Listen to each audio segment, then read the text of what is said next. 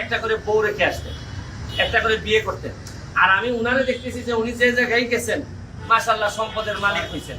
আর কিছুদিন সময় পাইলে তো গোপালগঞ্জই কিনে ফেলতেন মনে হয়।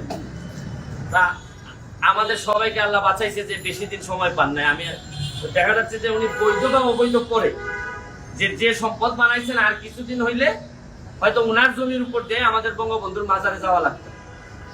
তো এত সম্পদ, আপনার শত শত কোটি টাকার ব্যবসা প্রতিষ্ঠানের মালিক, এর স্ত্রী ও 2 মেয়ে, 2 লাখ শেয়ার কিনেছেন।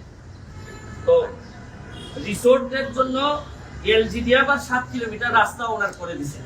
যাই হোক, আইজিপি মহোদয় থাকলে এলজিডি তো একটু আপনার ফেভার করতেই পারে, বা একটা ভয়ের প্রশ্ন থাকে। এখন প্রশ্ন হচ্ছে কি, বৈধ অবৈধ, এখন প্রশ্ন হচ্ছে কি, এত সম্পদের রিপোর্ট আসার পর আমি ভাবছিলাম যে আমার মনে আশা লাগবে না, দুদক নিজেই হয়তো